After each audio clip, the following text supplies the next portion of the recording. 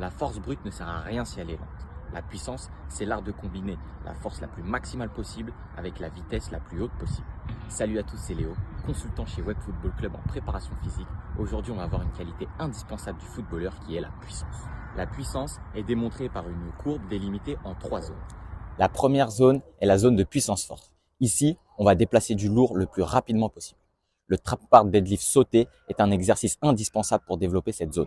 La deuxième zone de ta courbe est la zone de puissance maximale. C'est ici où tu vas allier force et vitesse, et là où tu vas générer le plus de watts. Le power clean, donc l'épaulé jeté, est un exercice très approprié pour développer cette partie de la courbe. La troisième et dernière zone est la zone de puissance vitesse. Ici, on va diminuer le pourcentage de charge, mais être très attentif à la qualité et à la vitesse des mouvements. Par exemple, le jump squat est un exercice parfait pour développer cette zone. Pour travailler ta puissance, il existe 2 méthodes clés. La première méthode, c'est la méthode bulgare, ou aussi appelée contraste de charge. Ici, on va duper complètement ton système nerveux. Tu vas alors enchaîner 3 répétitions avec une barre très lourde, puis ensuite enchaîner avec 5 répétitions de squat les plus explosifs possibles.